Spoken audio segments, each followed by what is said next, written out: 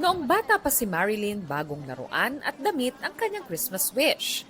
Ngayon, hiling niyang makapiling muli sa Palawan ang kanyang inang may sakit na hindi nakakasama ng 10 taon.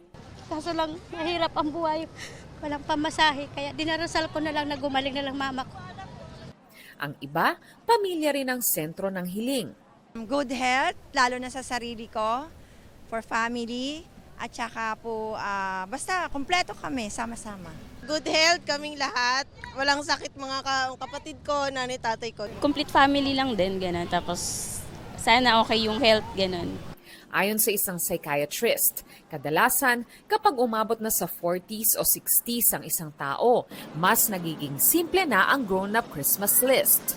It's not more of the financial capacity, but it's more on how you were able to touch lives and make the lives of all your family better. Pero sa murang edad na siyam, ang vendor na ito ng pagkain sa Plaza Miranda nagtitinda para pandagdag sa gamot ng kanyang lola. Bakas din sa mata ang mas malalim na pananaw at hiling sa Pasko.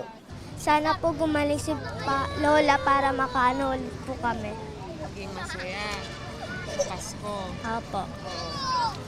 Siya po yung yung bumipili po ng gatas sa amin. Siya rin po yung bumibili ng pagkain namin. Habang may ibang para sa kapakanan ng kapwa ang Christmas wish. Ayoko nang yung mga pulubi na may baso sa harapan na payat. Ayoko nakikita.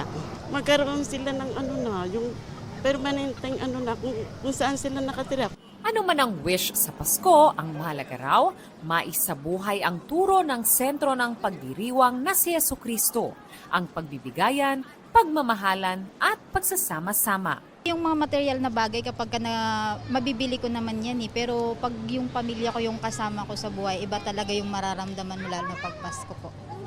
Para sa GMA Integrated News, Von Aquino, nakatutok, 24 oras.